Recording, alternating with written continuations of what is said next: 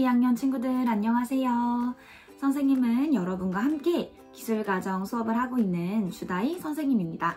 우리가 오늘 정말 오랜만에 이렇게 영상으로 다시 찾아보게 되었네요. 자, 오늘도 즐거운 기술가정 수업 여러분 재미있게 들어주세요. 자, 여러분 우리가 이번에 새롭게 배워볼 단어는요. 바로 우리 기술가정 2권에 나와 있는 가족 친화와 생애설계 단원입니다. 그래서 우리가 이 단원에서 저출산 고령 사회와 일가정 양립에 관한 단원에 대해서 알아보도록 하겠습니다.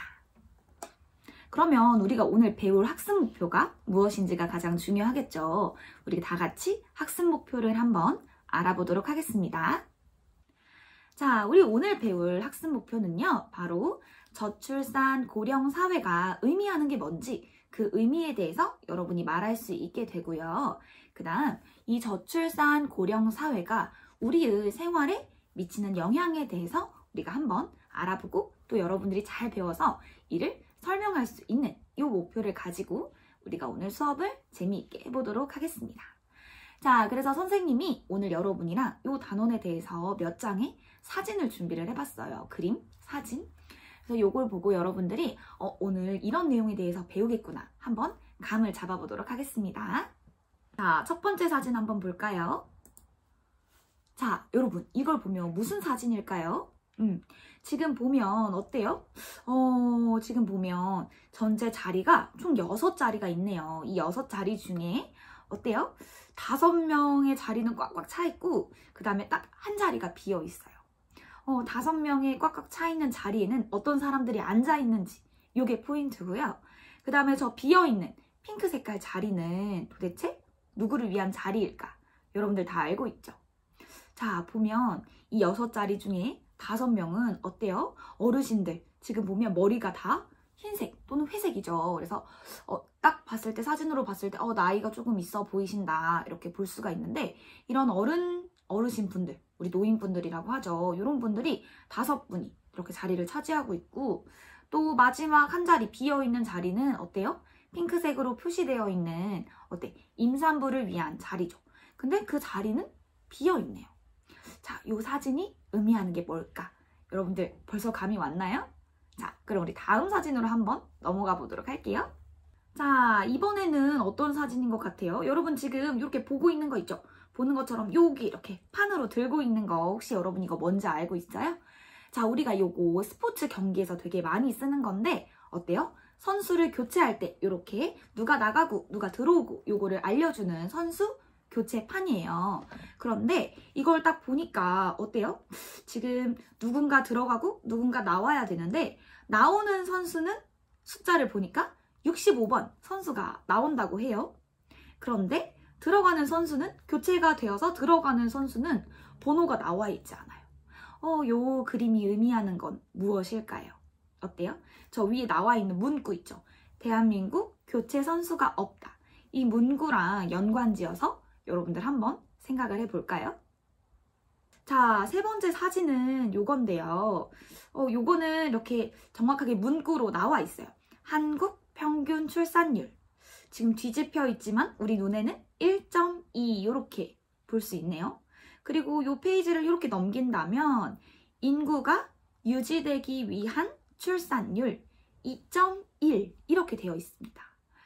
요게 무슨 뜻인지 여러분 알 수 있을까요? 인구가 유지되기 위한 출산율 요게 무슨 의미일지 여러분들 조금 어려울 수도 있을 것 같아서 선생님 요 사진을 준비를 해봤습니다. 한번 볼게요. 보니까 어때요? 문구가 한 명만 낳으면 인구는 절반이라는 문구랑 같이 어때요? 남자, 여자 그러니까 아빠랑 엄마가 만나서 결혼을 했어요. 2명이 결혼을 했어. 자, 그런데 아이를 한 명을 낳게 됩니다. 자, 그리고 이 옆에 바로 옆에 다음 부부가 또 아빠 엄마가 만나서 아이를 낳았어. 여자아이를 낳았는데 한 명만 낳았어요. 자, 그렇게 되다 보니까 2명이서 한 명을 낳고 또 여기도 2명이서 한 명, 2명이서 한 명 이렇게 되다 보면 이제 그 자녀들이 또 2명이서 한 명, 또 2명이서 한 명 이렇게 낳게 되겠네요. 그러다 보면 인구가 점점점 줄어서 결국에는 혼자만 남게 되는 상황이 지금 발생한 것 같아요. 그래서 한 명씩만 낳게 된다면 인구가 둘이 만나서 한 명만 낳고 둘이 만나서 한 명만 낳고 하다 보면 인구가 절반으로 줄어든다는 얘기를 하고 있어요. 그래서 지금 여러분 보는 것처럼 인구가 유지되기 위한 출산율은 2.1명이다. 그런데 지금 한국 평균 출산율은 1.2명이다. 그 말을 들었을 때 우리가 지금 우리 한국은 인구가 유지되기 위한 출산율을 지키고 있지 못하다는 걸 여러분들 알 수 있죠. 자, 우리가 이렇게 3가지 사진을 보았습니다. 그래서 우리가 오늘 배울 내용은 바로 이 저출산 고령 사회에 관련된 내용이에요. 지금 이제 사진으로 보면 아이들 수는 줄어들고 있고 몇 명 안 되고 그 다음에 오히려 어때요? 노인분들은 많은 걸 볼 수 있죠. 그래서 우리가 오늘 배울 이 저출산 고령 사회 요 단어의 뜻부터 우리가 먼저 알고 가도록 하겠습니다. 자, 여러분 저출산이라는 말은 어떤 단어일까요? 어떤 뜻을 가지고 있을까요? 그래서 여러분들 쉽게는 출산이라는 단어는 잘 알고 있을 거라고 생각해요. 그래서 여기 앞에 붙어 있는 저하고 출산을 따로 나누어서 한번 알아보도록 할게요. 먼저 출산이라고 하는 건 맞아요. 아이를 낳는 걸 우리가 출산이라고 합니다. 출산. 그럼 이 앞에 붙어 있는 저라는 단어는요. 맞아요. 한자로 낮을 저를 씁니다. 그래서 아이를 낳는 게 낮아지고 있다. 아이를 낳는 게 낮아지고 있다. 이게 무슨 뜻이냐면 맞아요. 아이를 낳는 게 점점 줄어들고 있다. 그래서 아이를 적게 낳는다. 이렇게 여러분들이 이해하시면 됩니다. 저출산이라고 하는 건 아이를 점점점 적게 낳는다. 이렇게 기억하시면 돼요. 자, 그렇다면 궁금증이 생기죠. 얼마나 아이를 적게 낳아야 우리가 저출산이라고 부를 수 있을까? 라고 생각을 했을 때 여기서 알아두어야 할 개념이 한 가지 있습니다. 바로 우리나라에서 여성 한 명이 평생 동안 낳을 것으로 예상되는 이 평균 자녀의 수를 우리가 이렇게 말해요. 합계 출산율. 자, 합계 출산율은 뭐라고요? 우리나라 여성 한 명이 평생 동안 낳을 자녀의 수를 예상했을 때 요거를 합계 출산율이라고 부르는데 이 저출산은 합계 출산율이 몇 명? 2.1명 이하, 2.1명이 안 되었을 때 우리가 이걸 저출산이라고 부릅니다. 그래서 우리가 한번 쓱 합계 출산율 우리나라는 어떻게 되는지 한번 볼게요. 자, 지금 사진에서 나와 있는 것처럼 우리나라 합계 출산율을 보면 어때요? 2009년에는 1.15 그리고 2012년에는 조금 올랐습니다. 1.3 그리고 다시 2015년부터는 1.24부터 시작해서 뚝뚝뚝뚝 떨어지고 있죠. 그러다가 2018년에는 0.98 그리고 2019년에는 0.92가 되었습니다. 0.98이랑 0.92는 어때요? 1보다 큰 수인가요? 아니죠. 그렇다면 우리의 합계 출산율이 지금 한 명이 채 안 된다는 사실을 알 수 있습니다. 그래서 선생님 궁금해서 찾아봤어요. 2020년 올해는 조금 얼마나 달라졌을까 하고 찾아봤는데 아직 2020년이 다 지나지 않았기 때문에 2020년에 이렇게 평균적인 합계 출산율은 나오지 않았지만 우리가 분기별로 우리가 2020년을 3개월 이렇게 3개월씩 나눠서 1분기, 2분기, 3분기, 4분기 이렇게 나눌 수 있는데 이때 분기별의 출산율을 봤더니 2020년에 1월부터 3월까지 1분기에 해당하는 출산율은 0.90 그리고 2분기에 해당하는 출산율은 0.84 어때요? 2020년에도 우리나라의 출산율이 한 명, 평균 출산율, 합계 출산율이 한 명이 채 되지 않는 거를 지금 볼 수 있죠. 그러네요. 우리나라는 지금 이런 상태인 것 같아요. 자, 그러면 너무나도 당연한 질문이긴 한데 그러면 우리나라는 여러분 저출산 국가인가요? 어때요? 대답할 수 있나요? 자, 우리가 저출산이라고 하는 게 합계 출산율이 몇 이하일 때, 몇 명 이하일 때? 그렇죠. 2.1명. 그러니까 2.1명 이하일 때 우리가 저출산이라고 부를 수 있는데 지금 현재 우리나라는 맞아요. 완전 저출산 국가죠. 그리고 지금은 이제 거의 한 명도 채 되지 않기 때문에 우리나라는 정말 초저출산 국가라고 볼 수 있습니다. 그래서 현재 우리나라는 저출산 국가에 해당을 해요. 근데 여러분이 태어난 시기, 태어난 연도부터는 지금 살펴보면 여러분이 태어난 연도도 이미 저출산 국가에 해당했었죠. 그래서 여러분은 이게 뭐가 크게 특별히 달라진 게 뭐가 있을까? 잘 모르겠는데? 라고 느끼지 못할 수 있어요. 그래서 선생님이 아주 이전으로 돌아가서 우리나라가 저출산 국가가 아니었을 때는 도대체 어떤 모습이었을까? 여러분이 궁금할 것 같아서 이전으로 한번 돌아가 보도록 할게요. 우리나라는 지금 보면 80년대 이후부터 지금 저출산 국가에 해당을 했는데요. 그러면 그보다 더 이전으로 돌아가서 70년대 우리나라의 합계 출산율이 4.53. 그 말은 무슨 말일까요? 평균적으로 집마다 아이들의 수가 첫째, 둘째, 셋째, 넷째, 어떤 집은 또 다섯째까지 있는 집들이 평균적으로 있었다는 거죠. 그렇게 자녀들이 많았던 그 시대는 어떤 모습으로 우리나라가 살고 있었는지 그 영상을 한번 보도록 할게요. 그래서 우리나라 30년 전 또는 그 이전에는 어땠을까? 영상을 한번 보도록 하겠습니다. 지금이랑 어떤 점이 많이 다른지 또는 어떤 점이 달라졌는지 그 부분에 집중해서 영상을 보도록 하겠습니다. 아주머니는 애를 몇이나 두셨어요? 딸만 넷이에요. 어떻게 해서 그렇게 많이 낳게 됐어요? 그냥 둘까지는 맞물려고 하는데요. 아우 그냥 아들을 낳으려고 자꾸 낳다 보니까 시어머니가 꼭 아들을 낳아야 된다고 그러셔요. 한 집에서 4, 5씩 낳고서도 인구 문제의 심각성을 전혀 느끼지 못하는가 하면 인간의 존엄성이 땅에 떨어졌다는 말을 흔히 듣게 됩니다. 즉 인구가 너무 많기 때문이라고.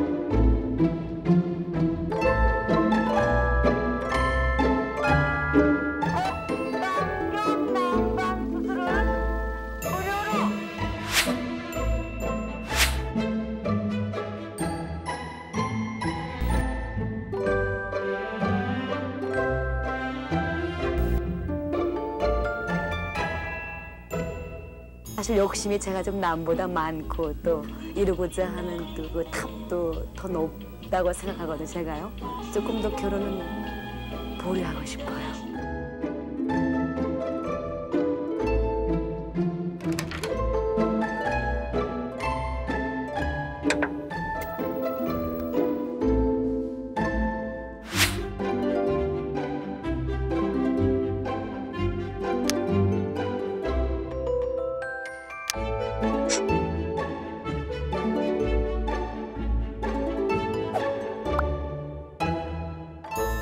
자, 여러분 영상 재밌게 봤나요? 어때요? 지금이랑은 정말 분위기도 많이 다르고 좀 많이 다른 모습들이 보이죠? 자, 우리가 지금은 집집마다 그렇게 아이들이 많지도 않고 그 다음 요즘에는 어때요? 자녀를 많이 낳았을 때 우리 국가에서 주는 혜택들이 되게 많죠. 예를 들면 아이를 낳았을 때 출산에 관련된 비용을 국가에서 보조를 해준다거나 아니면 아이들이 많았을 때 교육하는데 돈이 많이 들기 때문에 그런 교육비를 보조를 해준다거나 아니면 우리가 대학에 갈 때라든지 아니면 다양한 회사에 취직을 한다든지 할 때도 어때요? 우리나라 국가에서 준 혜택들, 그쵸?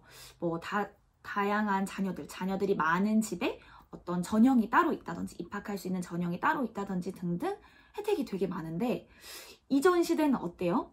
오히려 아이들 조금만 낳으세요.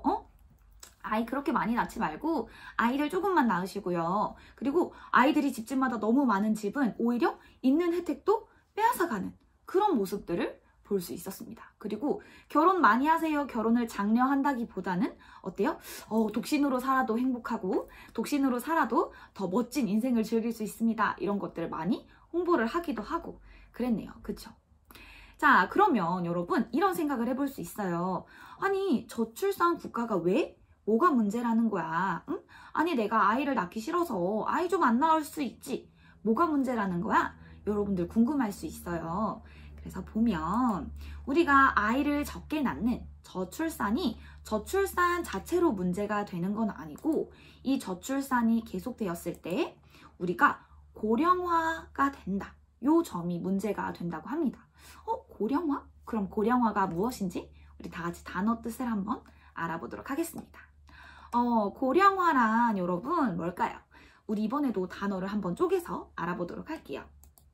자, 여기서 말하는 고는 많아진다, 높아진다 라는 뜻의 높을 고를 쓰고요. 두 번째 령은요, 이 나이를 말하는 령이에요. 그래서 우리 뭔가 연령 할 때, 평균 연령 할 때 우리가 평균 나이를 말하는 것처럼 이 령은 나이령을 씁니다. 그래서 보면 나이가 많아진다, 나이가 점점 높아진다 이런 뜻인데 그럼 고령화라고 하는 건 나이가 점점 많아진다. 이걸 고령화라고 하는구나 라고 생각을 할 수 있는데 선생님 그러면 저도 고령화가 되는 거 아닌가요? 저 작년보다 올해 1살 더 먹었고 이제 금방 또 1살이 더 늘어서 저도 나이가 점점 많아지는데요? 라고 생각할 수 있는데 여기서 말하는 고령화는 개인의 나이가 1살, 2살 이렇게 늘어나는 것이 아니라 우리 사회가, 우리 나라가, 우리 국가가 점점 나이가 많아진다, 나이가 높아진다 이런 뜻으로 이해를 하면 됩니다. 그럼 우리 사회 전체의 나이가 점점 많아지려면 어땠을 때 우리 나라, 우리 사회의 평균 나이가 올라가게 될까요? 맞아요. 바로 우리 사회에서 노인 인구, 그렇죠. 나이가 많은 노인 인구의 비율이 점점 늘어났을 때 우리나라가 점점 나이가 많아지는 고령화가 되어가고 있다고 볼 수 있습니다. 그래서 고령화의 개념 여러분들 기억하세요.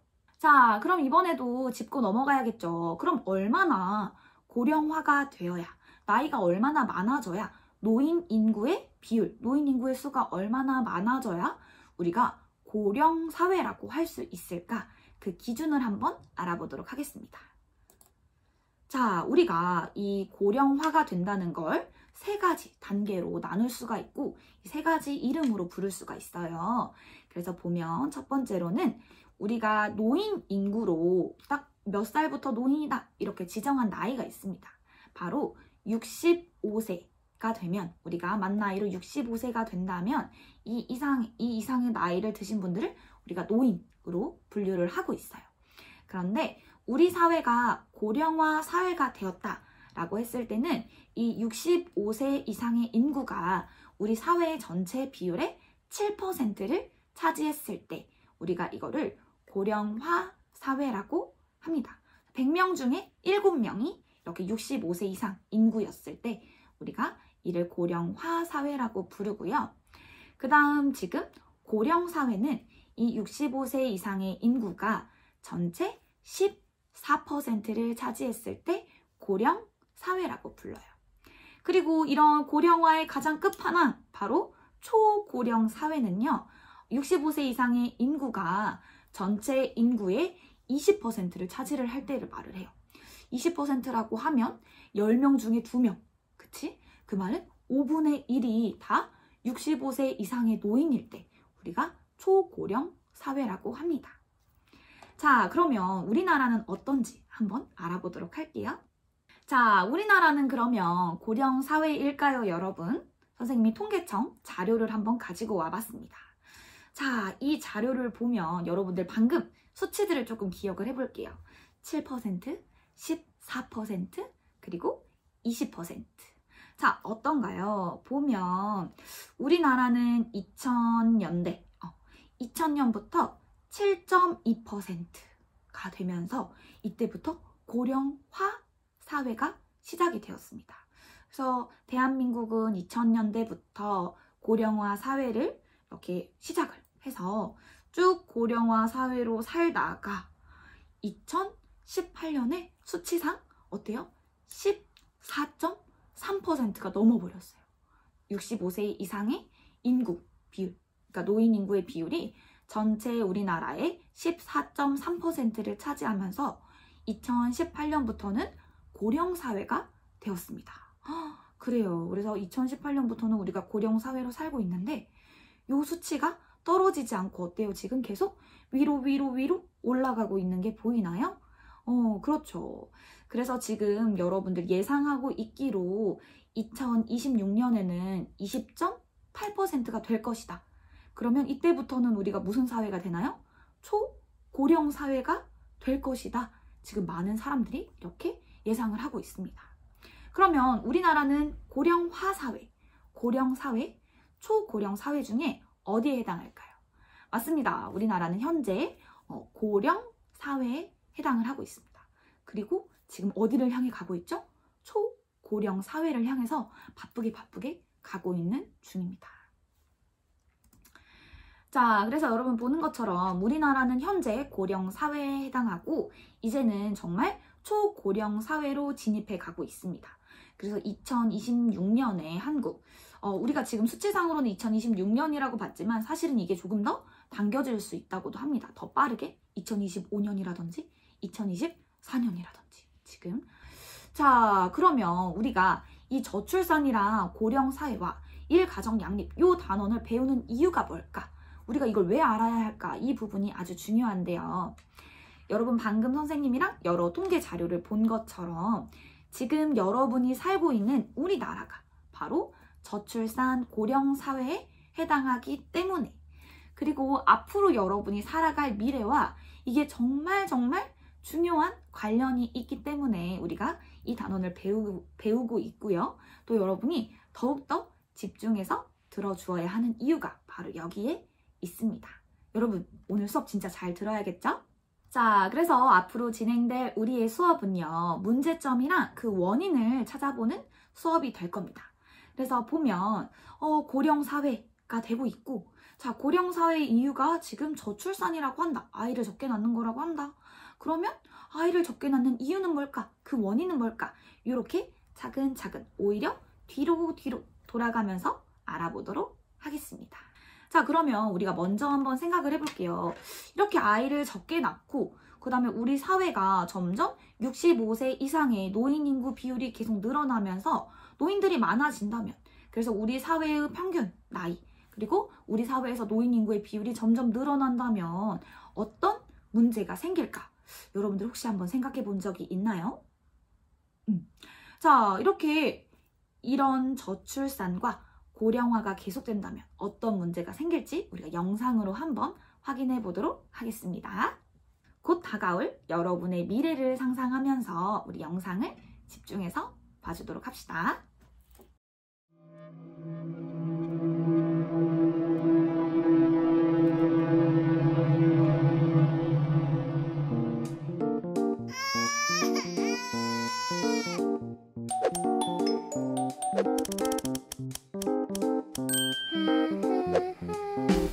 안녕하세요. 오늘은 2048년 1월 10일, 저는 서울에 사는 31살 소미예요. 30년 뒤 한국이 어떻게 달라졌는지 궁금하지 않나요? 2048년 한국의 일상을 보여드릴게요.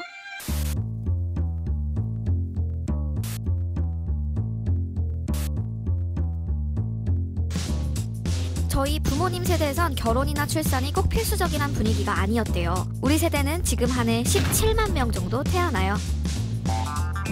지금은 70대 이상이 인구의 50%를 차지할 만큼 많대요. 10명 중 2명이 미성년자에 속하고요. 세계 1위 노인 국가를 앞두고 있죠. 이것은 폐교된 초등학교예요. 선생님이 7만 명 이상 남아돌았대요. 학교가 매년 문을 닫고 새로운 센터로 바뀌었어요. 2070년에는 일하는 사람보다 부양 인구가 더 많다고 하는데 차라리 저도 빨리 나이 들고 싶네요. 회사에 도착했어요. 사무실의 한국인은 저 혼자뿐이에요. 고급 인재들이 해외로 많이 떠나서 외국에서 이민자들이 대거 몰려왔어요. 저기 보이는 휴머노이드 로봇은 언어를 10개 이상 사용할 수 있어요. 이번에 우대 채용됐죠. 요즘 인기 많은 기업이요. 유튜버 출신 CEO들이 재계 서열 1, 2위를 다투고 있어요. 늘 시대를 앞선 사업을 하죠. 어릴 때부터 혼자 노는 게 일상화된 우리에게 이들은 가족 같은 존재였어요. 잘 되는 게 당연하죠. 롤모델이에요. 어머, 이번 달 월급 명세서네요. 전 30대라 월급의 40%가량을 세금과 사회보험료로 떼고 있어요. 2020년에 사회보험 잔액이 적자가 쌓여서 2060년에는 국가채무 비율이 151.8%까지 치솟을 거래요. 이것 때문에 노인과 청년들의 갈등이 심해지고 있어요. 퇴근하는 길에 서점에 들렀어요. 요즘 사람보다 로봇을 만나는 게 더 행복하다는 사람들이 많아요. 대화도 원하는 것만 할 수 있고 하고 싶은 건 뭐든 따라주잖아요. 물론 국가에서 주는 결혼 장려금이 1년치 연봉에만 먹지만 전 필요 없어요. 굳이 의무적으로 결혼할 필요는 없는 것 같아요. 국가가 무너진다고 개인이 희생될 필요는 없잖아요. 오늘 저녁에는 요양원 투어를 하려고요. 요즘 요양원은 경쟁률이 굉장히 치열해요. 대기 순위만 몇백 명은 되죠. 연금 액수에 따라 기관 복지도 천차만별이고 사설 요양원과 국공립 대우는 천지 차이예요. 저희 부모님은 국공립을 갈 것 같아요. 저 때문에 노후도 편치 못하게 됐대요.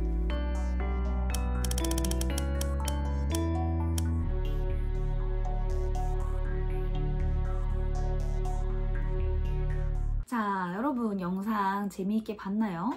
2048년 우리가 지금 초고령화 사회가 접어드는 시기가 2026년일 것이다. 앞으로 5년 있다가 금방 다가올 것이다.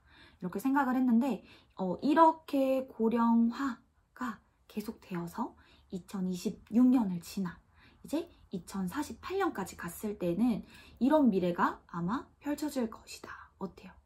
여러분들의 미래랑 정말 직접적인 연관이 있다는 거 알 수 있겠죠. 자, 그럼 여러분 사실은 조금 궁금할 수 있어요. 왜냐하면 고령사회가 된다는 게 왜? 아니 노인들이 조금 더 많을 수 있지. 뭐가 문제가 될까? 뭐가 문제라는 거야? 이렇게 궁금해할 수 있어서 우리가 이제 고령사회가 되었을 때 또는 이 고령사회가 더 심화되어서 초고령사회가 되었을 때 그리고 이 초고령사회도 더 수치가 더 노인 인구의 비율이 더 많아져서 이제는 진짜 우리나라 인구 중에 뭐 절반이라든지 아니면 절반 이상이 노인 인구가 되었을 때 어떤 문제들이 발생할 수 노인 인구의 비중이 높아지는 현상을 고령화라고 하며 유엔에서는 고령화의 지표를 65세 이상의 노인 인구 비율로 사용합니다. 이 비율이 7%, 14%, 20%를 넘어서는 경우를 각각 고령화 사회, 고령 사회, 초고령 사회로 구분하는 것이죠. 고령화 사회에서 고령 사회로 넘어가기까지 미국은 69년, 독일은 40년이 걸렸으며 일본은 24년이 걸렸습니다. 우리나라는 2025년이면 초고령 사회로 진입할 것으로 전망됩니다. 고령화가 빠르게 진행되면 우리 경제에 어떤 영향을 미칠까요? 먼저 일할 능력을 가진 젊은 사람들이 줄어들게 되어 이에 따라 생산량이 감소하게 됩니다. 또한 고령층은 젊은 층에 비해 소득이 적어 소비도 적게 합니다. 늘어나는 연금 등으로 재정 부담이 늘 수 있습니다. 자, 여러분 영상 잘 봤나요? 여러분들이 생각했을 때 고령사회, 노인들이 많아지면 그래 맞아, 일할 사람이 없을 거야. 이런 거를 첫 번째로 떠올리기 쉬웠을 것 같은데요. 맞아요. 여러분 방금 영상에서 본 것처럼 고령사회가 되었을 때는 노인들이 많아지니까 일할 사람이 없어질 것이다. 첫 번째가 될 수 있고요. 그 다음에 또 어떤 문제가 있었어요? 젊은 층, 돈을 많이 벌고 돈을 이렇게 또 소비를 많이 할 수 있는 젊은 층이 줄어들고 돈도 조금 벌고 돈을 조금 버니까 어때요? 소비를 많이 못하는 노년층이 늘어나게 되면 우리나라 경제에는 어때요? 물건을 사줄 사람이 없어. 돈을 이렇게 써줄 사람이 없어. 그러니까 물건을 만드는 것도 줄어들 거고 그러면 우리나라의 경제가 잘 활성화가 되지 못하겠죠. 그러면 우리나라의 경제는 다른 나라에 비해서 어떨까요? 점점점 약해지게 되겠죠. 이런 문제도 있을 수 있겠다. 그리고 또 어떤 문제가 있어요? 여기 방금 나왔는데 연금에 관련된 내용이 나왔죠. 연금.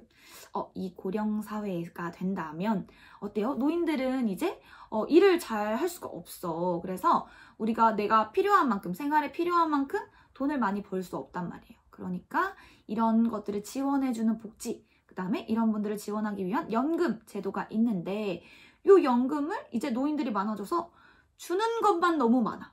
이 연금을 채워줄 사람은 부족하고 이랬을 때도 문제가 생기겠죠. 그래서 조금 더 우리 자세히 알아볼게요. 자, 그리고 여러분들 이것뿐만 아니라 이제 바로 연령별 인구 분포가 문제가 되고 있습니다. 그래서 이 고령사회의 문제점에 연령별, 그러니까 나이별 인구가 얼만큼 퍼져 있는지, 얼마나 양이 되는지, 인구수가 얼만큼 되는지 요게 또 고령사회의 문제점으로 주목이 되고 있습니다. 그래서 보면 우리가 0세, 이제 막 응애 하고 태어난 아기부터 14살까지는 우리가 유년층이라고 부르고요. 그 다음에 이제 15세부터 64세까지는 노동연령층이라고 부릅니다.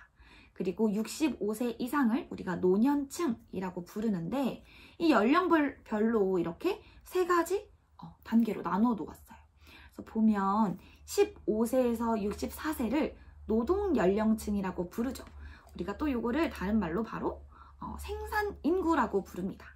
그런데 고령사회가 되고 또 초고령사회가 되면 이렇게 출산율이 지속적으로 떨어지면서 요 노동을 해야 할, 이 생산을 해야 할 이 생산인구가 점점 줄어들게 된다는 점이 문제가 되고 있어요.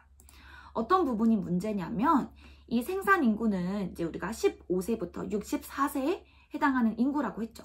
그런데 이 사람들은 국가에서 물건을 생산하고 돈을 생산하고 그렇죠. 뭔가를 일을 해서 돈을 벌어오는 이런 생산을 담당하는 사람들이에요. 그러니까 우리가 생산인구라고 하겠죠. 그래서 이 사람들이 돈을 벌고 이거를 가지고 국가에 세금을 내겠죠. 이 세금을 가지고 우리 국가는 어때요? 여러 가지 복지시설도 만들고 뭐 국가에서 일어나는 여러 가지 일을 이 사람들이 내는 세금으로 어때요? 뭔가 국가의 활동들을, 다양한 활동들을 할 수 있겠죠. 그런데 이렇게 세금을 내주는 사람들이 줄어든다 했을 때 우리 국가에는 또 어떤 문제가 생기게 될까요? 자, 이 생산인구가 감소한다는 걸 그래프를 통해서 보면요. 지금 여러분 이제 2019년에 나온 통계청 자료입니다. 그래서 보면 지금 주황색이 0에서 14세 유년층에 해당하고요. 그 다음에 저기 보이는 노란색이 15세부터 64세, 그러니까 우리가 노동연령층 또는 생산인구라고 부르는 그 연령의 사람들이죠. 그리고 그 연두색으로 보이는 부분이 이제 노년층에 해당을 하는데요. 딱 이 그래프만 보더라도 어때요? 1970년대 아이들을 정말 많이 낳았을 때는 이렇게 유년층이 많다가 이게 점점점 줄어들고, 그쵸? 그 다음에 이제 70년대 이후에 이제 90년대, 2000년대가 되면 어때요? 1970년대 아이들이 점점 커서 그때는 어땠어? 우리가 노동 연령층 그리고 생산 인구가 늘어났어. 그런데 이제 아이들을 점점 적게 낳기 시작하면서 이후로는 노동 연령층, 생산 인구가 점점 줄어들고 있어요.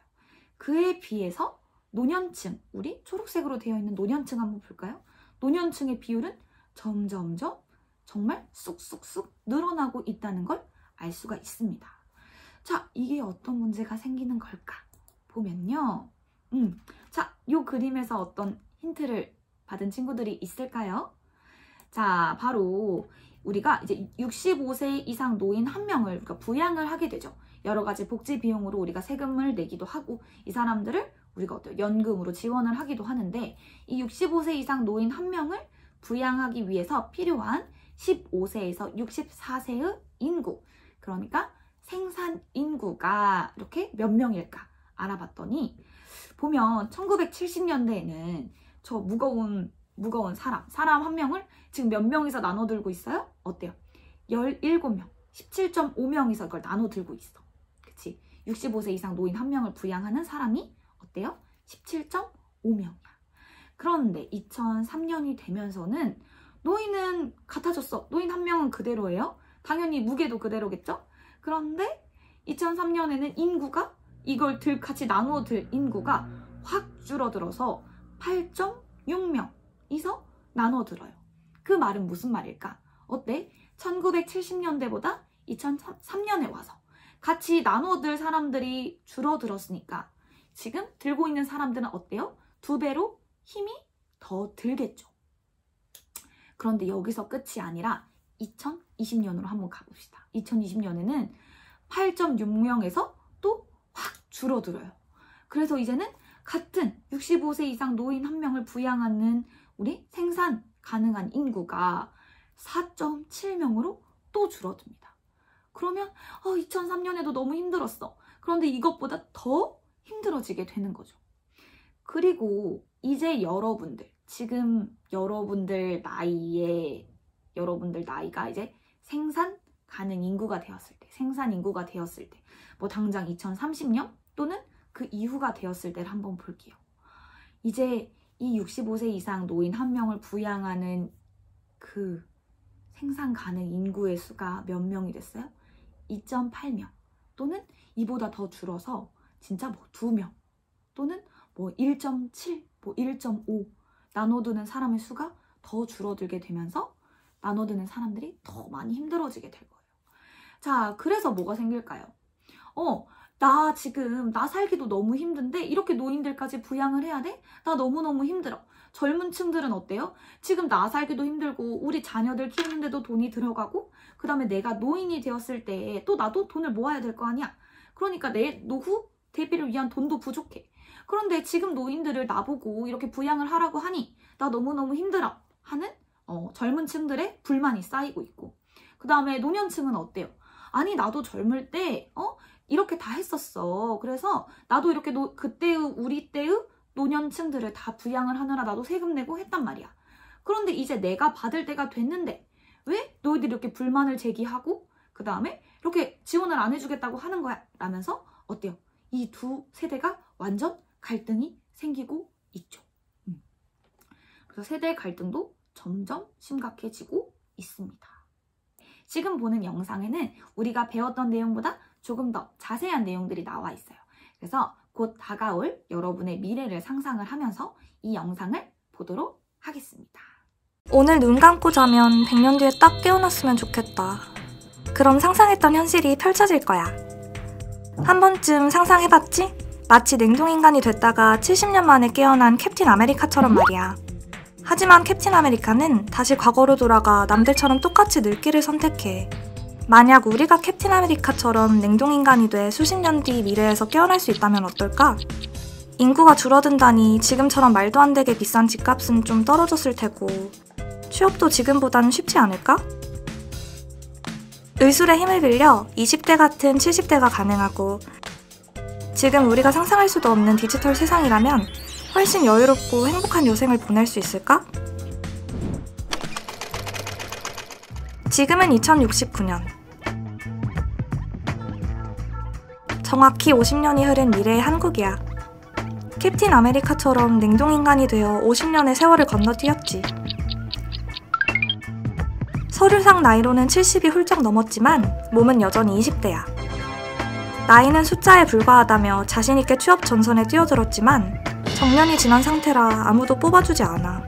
급한 대로 우선 연금으로 생계를 꾸려보려 했는데 어라? 연금이 안 나오네? 2054년에 이미 국민연금이 고갈돼 한 푼도 받을 수가 없대. 결국 치킨집을 차렸어. 그런데 정작 같이 일할 직원은커녕 치맥을 먹으러 오는 젊은이들마저 없어서 걱정이 이만저만 아니야. 혼자서 가게를 꾸려도 수입의 40% 이상을 세금, 사회보험료 등으로 내고 나니 이 고생을 왜 하나 허탈하네. 그래도 옛날에 비해 인구가 줄어서 빈집이 느니까 집값은 뚝 떨어졌겠다고? 천만의 말씀. 저출산 때문에 학교, 백화점, 병원 등도 같이 줄어들어서 사회 기반 시설이 갖춰진 곳 중심으로 더 빈익빈 부익부가 심해졌어. 신도시나 수도권은 이미 없어진 지 오래야. 서울 바깥 지역은 사람이 없어져서 폐허가 됐거든. 대신 서울 내에서 새롭게 인구 과밀, 과소 지역이 나뉘며 소밀착 생활권이 형성됐지. 인구가 줄었는데도 사람들이 더 빽빽하게 모여 산다는 것 자체가 참 아이러니하지 않아? 어때? 캡틴 아메리카처럼 냉동인간이 되어 미래의 삶을 잠깐 살아봤는데 너무 새드 엔딩이었어? 영화 속 캡틴 아메리카가 과거로 돌아가 냉동인간이 되길 포기하고 남들처럼 평범하게 늙기로 한 것이 어쩌면 당연한 선택일지도 몰라. 그런데 더 슬픈 건 이게 상상 속 시나리오가 아니라 앞으로 실제 우리들에게 닥칠 일이라는 거야. 그냥 늙어가는 것 자체도 서러운데 우리가 겪을 노년기마저 가시밭길이라니. 대체 어쩌다가 이 지경까지 온 걸까? 고령화하면 떠오르는 나라, 일본이라고? 아니, 이제는 대한민국 이 네 글자가 꼬리표처럼 따라다닐 예정이야. 얼마 전 통계청이 발표한 인구 전망에 따르면 한국의 고령화가 세계에서 가장 빠른 속도로 진행돼 앞으로 48년 뒤에는 2명 중 1명이 65세 이상 노령 인구래. 지금은 우리나라 고령 인구 비율이 약 15%로 201개국 가운데 52위이지만 2067년엔 200개국을 제치고 가장 늙은 국가 1위 자리에 오른다는 거지. 노인들이 늘어나는데 일할 청년들은 점점 줄어들어. 2019년 현재 경제활동 인구가 72.7%지만 당장 올해부터 새롭게 은퇴 연령에 진입하는 인구가 매년 평균 80만 명을 넘어선대. 특히 내년부터는 인구 연령대 중 가장 두터운 층인 베이비 부머가 순차적으로 은퇴하면서 갈수록 노령화 가속도가 붙는 거야. 그리고 2067년 경제활동 인구가 45.4%로 추락하면서 일할 사람보다 은퇴한 사람이 더 많아지는 최악의 상황이 오는 거지. 우리나라 생산인구 100명이 부담해야 하는 노년부양비는 2019년 20명에서 2067년 102명으로 늘어. 2067년 세계 평균은 30명이라는데 이 정도면 얼마나 심각한지 알겠지? 지금처럼 저성장, 저소비, 저고용의 경제 상황이 고착된다면 미래의 노년층은 고스란히 충격을 떠안게 될 거야. 빈곤한 노인들을 먹여 살려야 하는 청년들의 불만은 또 얼마나 크겠어. 세대 간 갈등은 당연한 수순이지. 사실 고령화 문제는 우리뿐만 아니라 전 세계 인류가 풀어야 할 숙제야. 하지만 왜 수많은 국가 중에서도 하필 우리나라가 유독 빠르게 늙는 걸까? 사실 그 비밀은 영화 속에서 캡틴 아메리카가 잠들어 있었던 70년 세월 속에 숨겨져 있어. 캡틴 아메리카가 동명기에 들어갔던 때는 세계 2차 대전 이후야. 당시 우리나라는 6.25 전쟁을 치르고 나서 암흑기를 겪을 때였어. 한강의 기적이라는 말 한 번쯤은 들어봤지? 한국은 지난 70년간 눈부신 속도로 압축 성장했어. 그야말로 전쟁의 폐허 위에서 한강의 기적을 이뤄낸 거지. 한 국가가 경제적으로 성장하면 소득만 느는 게 아니라 사회 전반에 영향을 미치게 돼. 경제가 성장하면 산업이 발전하고 그럼 일자리가 늘면서 개인의 소득이 늘잖아. 그럼 삶이 더 여유로워지고 자연스럽게 살기 좋은 사회 환경을 만들게 되지. 세계보건기구가 OECD 35개 회원국을 대상으로 기대 수명을 분석한 자료에 따르면 2030년 한국의 기대 수명이 여성 90세, 남성 84세로 남녀 모두 세계 1위를 차지할 것으로 예상됐어. 마의 장벽이라 불리는 기대 수명 90세를 넘긴 집단은 전 세계에서 한국 여성이 유일했지. 이처럼 한국인의 기대 수명이 큰 폭으로 증가할 수 있었던 이유는 경제 성장에 따른 개인의 소득 증가와 함께 교육 수준도 상승하면서 보건의료 서비스에 대한 수요가 늘어났기 때문이야. 개인의 의료 지출 비용이 늘어나니까 자연스럽게 의료시설도 갖춰지게 되고 첨단 의학기술도 발전하면서 무병장수하는 사람들이 늘어난 거지. 하지만 정작 노인국가라는 이면을 보지 못한 거야. 2019년 현재 고령사회인 한국이 불과 9년 뒤인 2026년에 초고령 사회에 접어든다는 건 고령화 속도가 굉장히 빠르다는 걸 의미해. 고령화 대표국가로 뽑히는 일본은 초고령 사회의 진입까지 11년 걸렸고 미국은 18년, 영국은 53년이 걸렸거든. 결국 급속한 경제성장은 고령화 속도도 높였어. 생각해봐. 1960, 70년대 농경사회에서 1980, 90년대 산업사회로 급격하게 전환되면서 우리의 가족관은 정말 많이 바뀌었어. 노동력이 경제적 자산이었던 농경사회가 저물자 산업사회에 적합한 소자녀 가치관이 확산되면서 출산율은 떨어지고 고령인구 비율은 상대적으로 올랐지. 현대사회에서 여성의 사회활동이 늘면서 출산 육아는 투자가 아니라 비용으로 전환돼. 당연히 비혼 또는 만혼으로 이어지면서 저출산 고령화 문제가 연쇄적으로 발생한 거야. 과거 6.25 전쟁을 치르면서 기대 수명이 최하위였던 것을 떠올려보면 단기간에 장수국가가 된 건 분명 희소식이야. 하지만 개인적으로나 국가적으로 노후 대비가 되지 않은 상태에서 얼떨결에 맞게 된 장수는 축복보단 재앙일 수 있다는 게 문제지. 자, 여러분 영상 잘 봤나요? 어때요? 조금 더 이렇게 여러 가지 각도로 이 문제에 대해서 한번 알아봤었죠. 자, 그러면 우리가 이 고령 사회 그리고 진짜 금방 닥치게 될 초고령 사회가 더 이상 진행되지 않도록 또는 진행되는 속도를 우리가 늦출 수 있을 만큼 가장 늦출 수 있는 이 해결 방법은 어떻게 될까요? 한번 보면 이 고령 사회의 원인이 되는 이 저출산을 해결을 하면 되겠다라고 생각을 할 거예요. 그러면 우리가 다음 시간에는 이 저출산 문제를 어떻게 해결할 수 있을지, 이 저출산의 원인이 되는 걸 다음 시간에 같이 알아보도록 하겠습니다. 여러분들이 오늘은 나름 재미도 있고 한편으로는 진짜 조금 심각한 문제다 이런 것들을 받아들이면서 수업을 봤을 텐데요. 오늘도 여러분들 수업 듣느라 정말 고생 많았고요. 우리는 다음 시간에 또 재미있는 내용으로 찾아보도록 하겠습니다. 여러분, 우리 다음 시간에 만나요. 안녕.